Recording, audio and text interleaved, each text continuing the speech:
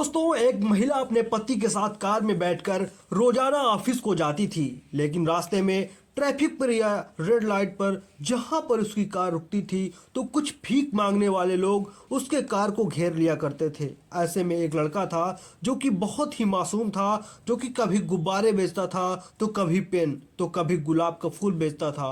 वो भी उसके कार के पास आता है और दोस्तों, इतना मासूम इतना प्यारा वो बच्चा होता है। धीरे धीरे उस महिला को बच्चा पसंद आने लगता है। उस बच्चे की प्यारी प्यारी बातें उस महिला के दिल जीत लेती हैं। लेकिन दोस्तों, एक दिन उस बच्चे का एक्सीडेंट हो जाता है और उसके बाद उस महिला को पता चलता है ये बच्चा कोई और नहीं बल्कि उसी का बच्चा था, जिसे वो जन्म देने के बाद उसको छोड़ना पड़ा था। और 8 साल बाद वह इस हालत में इस तरीके से भटक रहा था, भीख मांगने पर मजबूर था। दोस्तों, आखिरकार क्या है मजबूरी थी, ऐसा क्या हुआ था कि उसको इस बच्चे को छोड़ना पड़ा था। और एक्सीडेंट होने के बाद जब उसके पति को यानी शेखर को यह बात पता चलती है तो फिर क्या होता है। दोस्तों, एक माँ और एक बेटे की भावुक कर देने वाली ये कहानी बहुत ही इंटरेस्टिंग, बहुत ही लाजवाब कहानी है। आइए जानते हैं पूरी कहानी इस वीडियो में। लेकिन वीडियो में आगे बढ़ने से पहले आपसे एक ही रिक्वेस्ट है कि दोस्तों, वीडियो को ज़्यादा से ज़्यादा लाइक करें और चैनल को भी सब्सक्राइब कर दें, जिससे आप लोगों के लिए ऐसी ही वीडियो मैं लाता रहूं। दोस्तों, ये कहानी दिल्ली की है। एक व्यक्ति जिसका नाम शेखर होता है, दोस्तों उसकी नेहरू बिहार में एक कंप्यूटर की दुकान होती है। वो बदरपुर बॉर्डर के पास रहता था।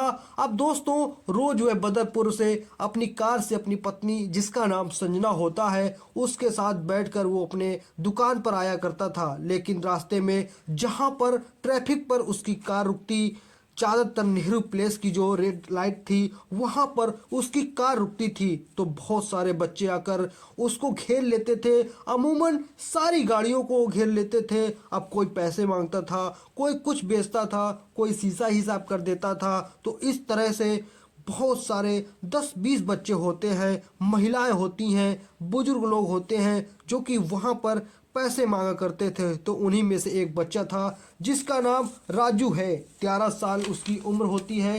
वो दोस्तों गुब्बारा वगैरह बेचा करता था। एक दिन वो आता है उस गाड़ी के पास जिसमें शेखर और संजना बैठी थी। दोस्तों, वह संजना से कहता है कि आंटी आप गुब्बारे ले लीजिए। दोस्तों, वह गुब्बारा बेच रहा था। अब संजना उसको देखती है तो मुस्कुरा देती है, कहती है कि मैं गुब्बारों का क्या करूंगी। तो कहता है कि अपने प्यारे से बच्चे को दे देना। दोस्तों, वह फिर मुस्कुरा देती है, कहती है मेरा बच्चा जब तक होगा।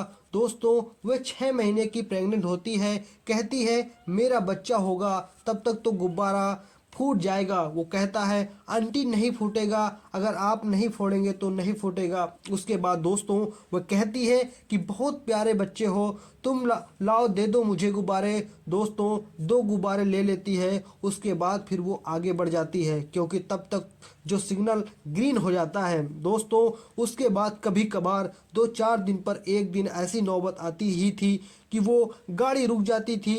एक दिन फिर वह आता है, लेकिन आज दोस्तों वो गुब्बारे नहीं पेन बेच रहा था। संजना उसको देखते ही अपना शीशा नीचे करती है और कहती है कि क्या बात है, आज तो तुम पेन बेच रहे हो, गुब्बारे क्यों नहीं बेच रहे हो। तो कहता है कि आंटी क्योंकि गुब्बारे फूट जाते हैं इसलिए उसमें नुकसान हो जाता है, आज आप पेन ले लीजिए, 20 रुपए के पेन है। अब दोस्तों, संजना को तो वैसे पेन का कोई काम था नहीं, लेकिन दोस्तों फिर भी वह पेन ले लेती है। उसके बाद फिर वह चली जाती है। अब दोस्तों, ऐसे ऐसे संजना और वह बच्चा जिसका नाम राजू होता है, उन दोनों में अच्छी दोस्ती हो जाती है। वो जो है राजू को पसंद करने लगती है क्योंकि उसकी बातें इतनी प्यारी थी और देखने में बिल्कुल मासूम और भोला था।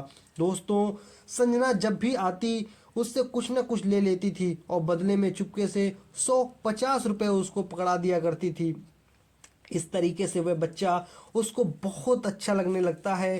दोस्तों, एक दिन क्या होता है, जब उसकी गाड़ी रेड लाइट पर खड़ी होती है, राजू वहां पर दिखता नहीं है। वो उसी को निहार रही थी कि काश मेरी गाड़ी यहाँ रुके और उस बच्चे से बात हो। अब दोस्तों जैसे ही गाड़ी रुकती है, राजू दिखता नहीं है, तो दो चार बच्चे थे तो वो जानते थे कि ये जो मैडम है राजू को पसंद करती हैं। वो दौड़ कर आते हैं और कहते हैं कि मैडम आज राजू को देख रही हैं, राजू तो एक्सीडेंट हो गया है। अब दोस्तों वह जैसे ही सुनती है संजना, उसके आंखों से आंसू निकलने लगते हैं और कहती है क्या बात कर रहे हो, कैसे, कहाँ एक्सीडेंट हो गया। तो कहते हैं जैसे ही यहाँ आने के लिए अपने घर से निकल रहा था दोस्तों, वह संगम बिहार की झुग्गियों में रहता था। यह बात है 2017 की। तो कहते हैं कि जैसे ही वह घर से निकला वैसे ही कोई कार वाला उसे ठोक के चला गया। तो दोस्तों संजना कहती है कि कैसी है उसकी हालत। बच्चे कहते हैं कि पता नहीं, बचने की तो कोई उम्मीद नहीं दिख रही है,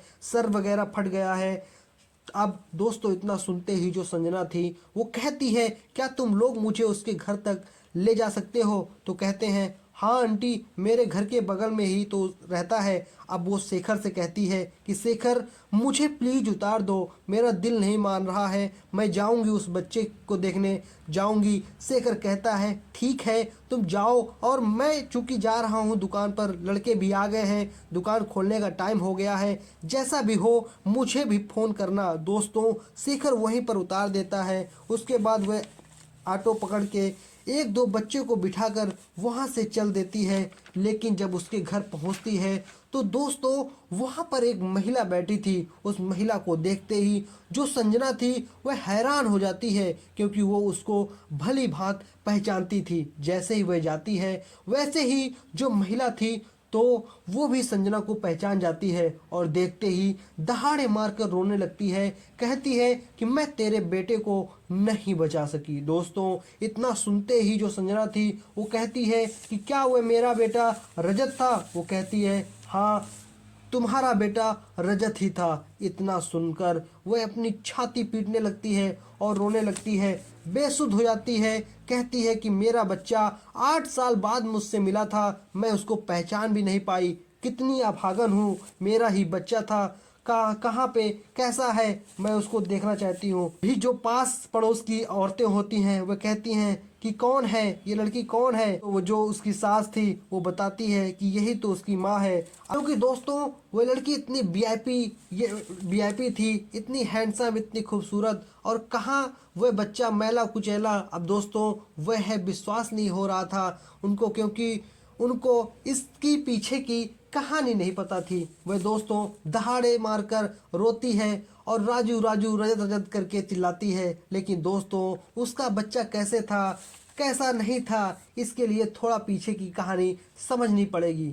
अब बात करते हैं दोस्तों 2005 की। जो संजना थी लखनऊ की रहने वाली थी। जब उसकी उम्र लगभग 17-18 साल की थी तो उसे एक लड़के से प्यार हो जाता है।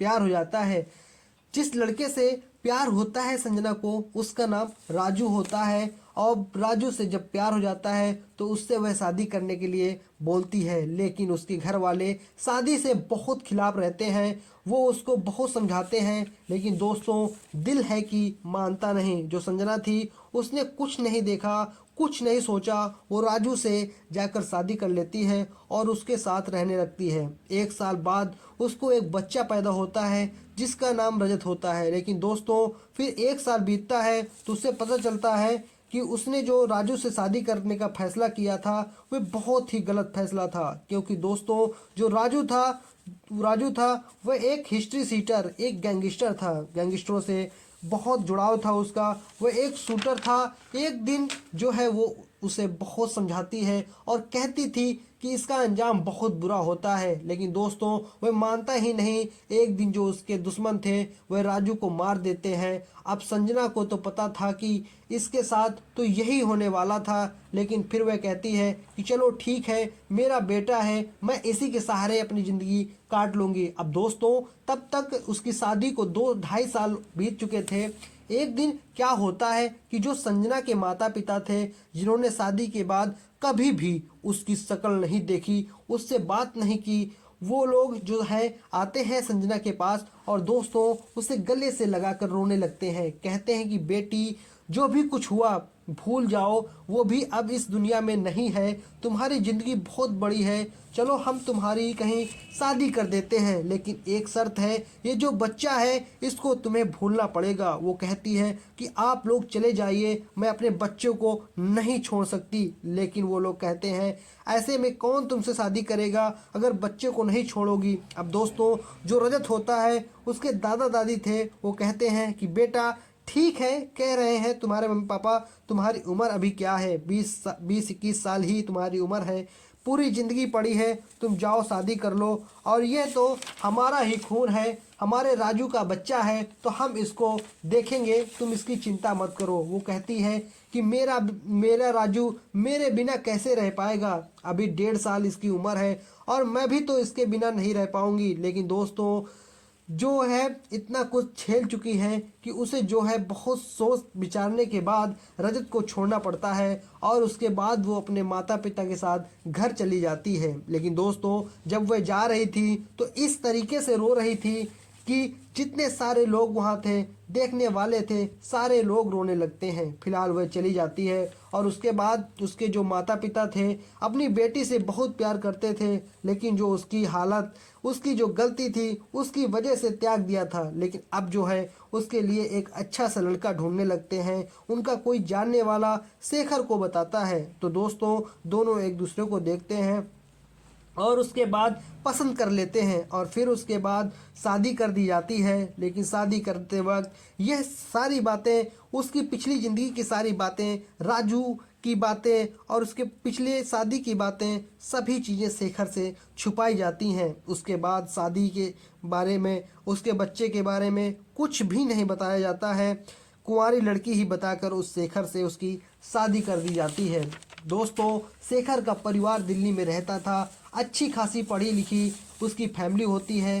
दोस्तों, संजना से शादी करके बहुत खुश होता है, क्योंकि संजना बहुत ही खूबसूरत थी और साथ ही ज़िंदगी में उसको इतने ठोकर मिल चुके थे कि वह समझदार भी हो चुकी थी। इसलिए जो शेखर है बहुत खुश हो जाता है, संजना को बहुत प्यार करता है। और चूंकि दोस्तों दिल्ली से कुछ समय के लिए गया था मात्र शादी करने के लिए, तो शादी करने के बाद वो वापस बदरपुर अपने फ्लैट में आ जाता है, और उसके बाद उसकी नेहरू प्लेस में कंप्यूटर की, लैपटॉप की उसकी दुकान होती है। तो वो जो है संजना के साथ ही रोज़ ऑफिस जाया करता था। संजना भी जो है, जो कि 12वीं तक पढ़ी थी, उसके बाद उसने शादी कर ली थी। लेकिन दोस्तों, फिर भी उसने अपनी पढ़ाई नहीं छोड़ी थी, उसने ग्रेजुएशन कर रखा था। तो दोस्तों, वो दोनों मिलकर अपनी दुकान चलाते थे, 1-2 लड़के भी रखे थे, बहुत अच्छी इनकम थी। अब दोस्तों, इधर जो संजना की ज़िंदगी बहुत अच्छी खासी चल रही थी, लेकिन उधर जो रजत था, तो दोस्तों उसकी ज़िंदगी में भूचाल आ गया था, क्योंकि उसके जो दादा दादी थे, कुछ दिन बाद जो उसके दादा थे वो भी इस दुनिया से चले जाते हैं। तो उसके जो और परिवार वाले थे वो कहते हैं कि इस बच्चे को तो इसकी माँ छोड़ गई है, और तुम जो हो, यानी अपनी माँ से कहते हैं, इसको अपने पास अपने पल्ले रखी हो, मुसीबत की जड़ है, इसको कहीं अनाथ आश्रम में छोड़ आओ या फिर इसके माँ के पास फेंक आओ जहाँ पर इसकी माँ रहती है। लेकिन जब उसकी दादी थी वह कहती है नहीं, ये मेरा राजू है, ये मेरे राजू का बच्चा है, मैं इसको नहीं छोड़ सकती, ये मेरे साथ ही रहेगा। अब दोस्तों, आए दिन उनके जो और बेटे थे हमेशा कलेश करते थे, लड़ाई झगड़ा करते थे, उनकी जो पत्नियां थी वो भी लड़ाई झगड़ा करती थी, कलेश करती थी, तो इसलिए वह बहुत परेशान रहती थी। एक दिन उसकी जो रजत की बुआ होती हैं, वो सबसे बड़ी थी घर में, वो एक दिन रजत को देखने आती हैं। घर में रजत को लेकर आए दिन कलेश होता है।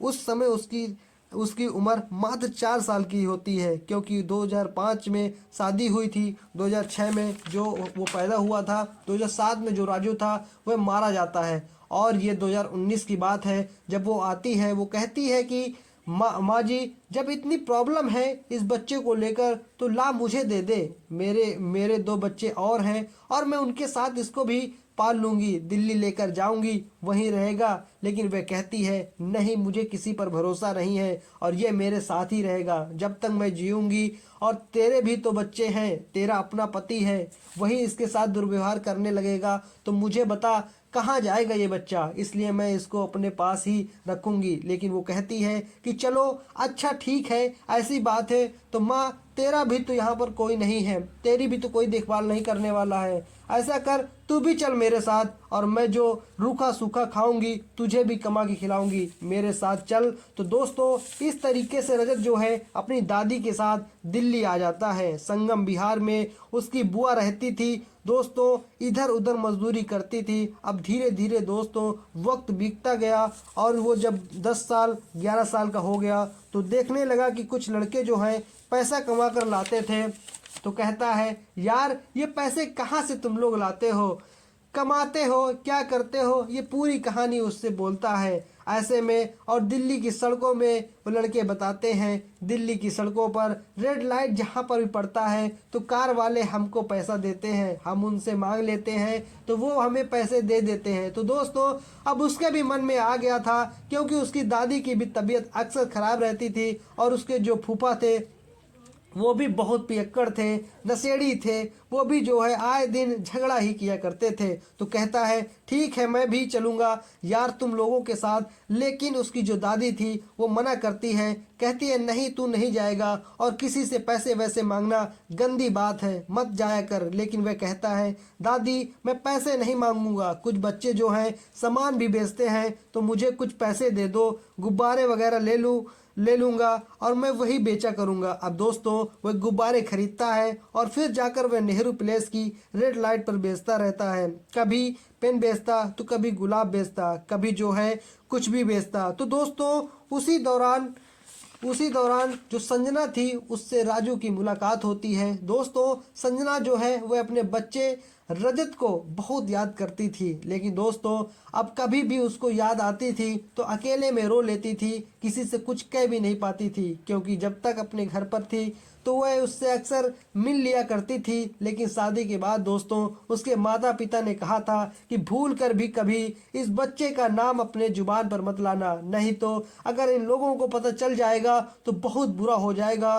दोस्तों इसलिए अपने कलेजे पर पत्थर रखकर रजत को जो है याद करती है, लेकिन चाहते हुए भी कभी भी उससे मिल नहीं पाती है। और उसको ये भी नहीं पता था कि आखिरकार रजत कहाँ है, क्योंकि कभी वो फ़ोन करती थी, जब जाती थी अपने मायके तो पता चलता था कि वो अपनी बुआ के साथ वहीं चला गया है, इसलिए उससे कभी संपर्क नहीं हुआ। और उस रजत का धीरे धीरे नाम उसकी दादी राजू ही बुलाया करती थी, क्योंकि उनके बेटे का नाम राजू था, इसलिए उसका नाम राजू ही पड़ जाता है। तो दोस्तों इस तरीके से चल रहा था और एक दिन फिर जो रजत था वो राजू बनकर अपने माँ के सामने पैसा मांगता है और सामान बेचता है। अब जो संजना थी वो उसे पहचान नहीं पाती 8 साल बाद, क्योंकि अब उन्होंने छोड़ा था तो वो 2-3 साल का था, आज 8 साल बाद कैसे पहचान पाती।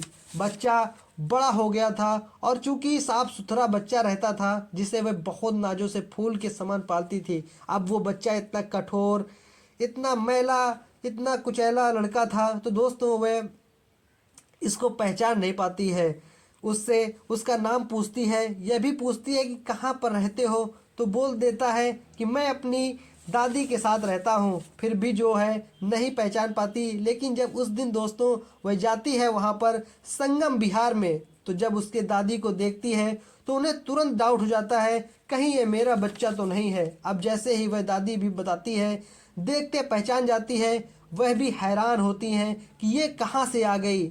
हालांकि जानती थी कि दिल्ली में कहीं रहती है, लेकिन इस तरीके से उन्होंने कभी सपने में भी नहीं सोचा था कि आमना सामना हो जाएगा। तो वो जो है जैसे देखती है चिल्लाकर रोने लगती है और बताती है कि हाँ तुम्हारा बेटा रजत था, उसका एक्सीडेंट हुआ है। अब वो दोस्तों चिल्लाकर कहती है कहाँ पर है, उसके पास मुझे लेकर चलो। तो दोस्तों वह कहती है अस्पताल लेकर गई है उसकी बुआ, पता नहीं क्या हाल होगा। बहुत गंभीर चोट लगी है। अब दो तीन पड़ोसन जो होती हैं, औरतें होती हैं, तुरंत तैयार हो जाती हैं, कहती हैं कि बहन चलो हम तुम्हें लेकर चलते हैं। और दोस्तों उसको सफदरगंज अस्पताल ले गए थे और तुरंत वो लोग वहां पहुंचते हैं, जहां पर जाने के बाद जब उसकी बुआ उसको देखती है, चूंकि वो भी उसको पहचानती थी, तो वो गले लगकर रोने लगती है और कहती है कि इसकी बहुत हालत खराब है, डॉक्टर कह रहे हैं कोई उम्मीद नहीं है। कहती है नहीं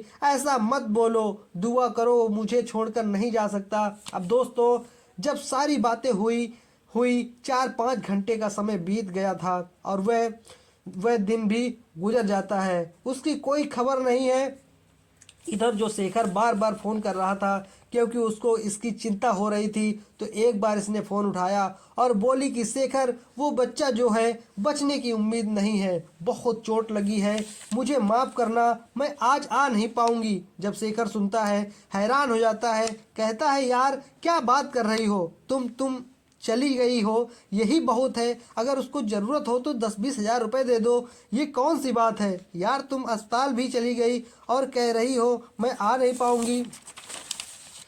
तुम इतनी इतनी इमोशनल हो जाओगी तो दिल्ली जैसे शहर में कैसे रह पाओगी, ऐसे में कौन करता है यार किसी के लिए। अरे वहाँ पर उसकी माँ होगी, उसके पिता होंगे, घर वाले होंगे और वो लोग देखेंगे, जो होगा देखा जाएगा, ऐसा तो रोज होता रहता है। लेकिन दोस्तों वह कैसे बताए कि वो कौन है, वह उसी का बेटा है। कहती है शेखर मैं तुमसे अभी बात नहीं कर पाऊंगी। दोस्तों उसके बाद वो कहती है मुझे माफ़ कर दो, इसके बाद वह फ़ोन को स्विच ऑफ कर देती है। दोस्तों फिर 2 दिन बीत जाते हैं और तीसरा दिन आ जाता है, वो लोग वहीं पे थे। डॉक्टर बार बार आकर कहते हैं होश आ गया तो ठीक है, नहीं तो फिर कुछ कह नहीं सकते। लेकिन तीसरे दिन डॉक्टर आते हैं और फाइनली कहते हैं कि बच्चे को होश आ गया है, आप लोग मिल सकते हैं। अब दोस्तों जैसे ही ये लोग बात सुनते हैं, एक दूसरे के गले लगकर रोने लगते हैं। उसके बाद दौड़ी दौड़ी जो है संजना जाती है और अपने बच्चे को देखती है, राजू को देखती है और कहती है मेरा बेटा। तो राजू देखता है, राजू देखते ही कहता है आंटी आप।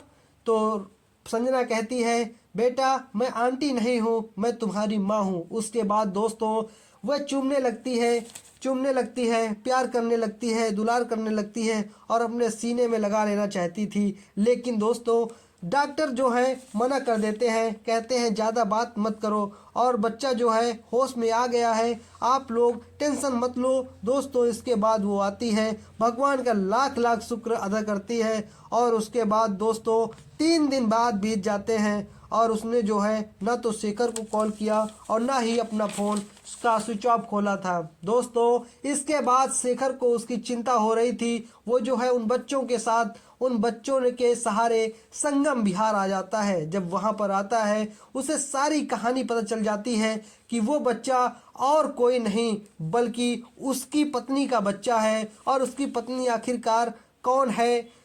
अब दोस्तों उसके बाद जो है सीधे सफदरगंज आता है और वहाँ पर जब उसकी मुलाकात संजना से होती है तो दोस्तों उसको उल्टा सीधा कहने लगता है और कहता है तुम लोगों ने मुझे धोखा दिया है, तुम्हारे पिताजी ने मुझे धोखा दिया है, तुम लोगों को ऐसा नहीं करना चाहिए था, आज से तुम्हारा मेरा रिश्ता सब कुछ ख़त्म होता है। दोस्तों संजना कुछ नहीं बोल सकी, वो सिर्फ इस बात में सर झुकाए खड़ी थी और एक बात की अंदर से खुशी थी कि चलो ठीक है शेखर ने जो कहा तो कहा, लेकिन कम से कम मेरा बेटा राजू की जान तो बच गई। दोस्तों उसके बाद फिर वो 1 हफ्ते तक वहीं रहती है, डॉक्टर उसकी छुट्टी कर देते हैं, उसको लेकर वो संगम विहार आ जाती है, उसकी जो है देखभाल करने लगती है। और इधर जो है जब फिर से शेखर का फ़ोन मिलाती है, दोस्तों उसने नंबर ब्लॉक कर दिया था, घर के हर एक सदस्य को उसकी सारी बातें बता दी थी और सब फ़ोन से उसका नंबर ब्लैक लिस्ट में डाल दिया था। उसके बाद दोस्तों 15 दिन बीत जाते हैं और एक दिन शेखर, उसकी माँ और उसकी बहन ये लोग जो हैं संगम विहार आते हैं, उसी घर पर जहाँ पर वो राजू रहता था। जब आते हैं जैसे ही संजना सब लोगों को देखती है फूट फूट कर रोने लगती है, क्योंकि अब उसकी दुनिया अलग हो चुकी थी। उसका बेटा था, अपने बेटे को अपने छाती से लगाकर फूट फूट कर रोने लगती है। दोस्तों उसकी हालत देखकर जो उसके सास ससुर थे वो भी रोने लगते हैं। वो कहते हैं बेटा रो मत, चलो घर। वो कहती है नहीं मैं नहीं जाऊंगी, आप लोगों को पता चल ही गया होगा, मैं अपने बेटे को अब दोबारा अकेला नहीं छोड़ सकती। वो कहते हैं छोड़ने के लिए कौन कह रहा है, हम लोग माँ बेटे को अलग करके पाप नहीं लेना चाहते, चलो तुम इसको भी अपने साथ ले चलो और साथ ही में इसकी दादी है उनको भी अपने साथ में ले चलो, क्योंकि वो भी तो अपने पोते के बिना नहीं रह पाएंगी। दोस्तों उसके बाद वह रोने लगती है, फूट फूट कर रोती है। उसके बाद शेखर की तरफ देखती है कि शेखर क्या कह रहा है। शेखर भी कहता है चलो मैं भी तो तुम्हारे बिना नहीं रह सकता। दोस्तों उसके बाद उसके सीने से लग जाती है और उसके बाद फिर उसकी दादी राजू और संजना को लेकर वो लोग बदरपुर जाते हैं, अपने घर पर जाते हैं। दोस्तों 2017 की बात है। उसके बाद आज 7 साल बीत चुके हैं। 6 महीने की वो प्रेग्नेंट थी। 3 महीने के बाद उसको एक बेटा होता है और फिर वो 3 साल बाद उसको एक बेटी होती है। आज जो है पूरा परिवार एकदम सही तरीके से रह रहा है। उसकी बुआ भी आती जाती हैं मिलने के लिए। आज जो है रजत उर्फ राजू की उम्र 18 साल के करीब है और उसके छोटे भाई की उम्र 7 साल है, बहन की उम्र 3 साल है। आज ये सारे लोग बहुत शानदार लाइफ बिता रहे हैं, बहुत अच्छे तरीके से रह रहे हैं। दोस्तों कुछ भी हो लेकिन एक बच्चे को उसकी माँ से कभी जुदा नहीं करना चाहिए। दोस्तों ये रही आज की कहानी। कहानी आपको कैसी लगी? यदि आपको कहानी अच्छी लगी हो तो वीडियो को लाइक कर दे, चैनल को भी सब्सक्राइब कर दे और इस वीडियो को ज़्यादा से ज़्यादा अपने सोशल ग्रुपों में ज़रूर से ज़रूर शेयर करें। Thank you.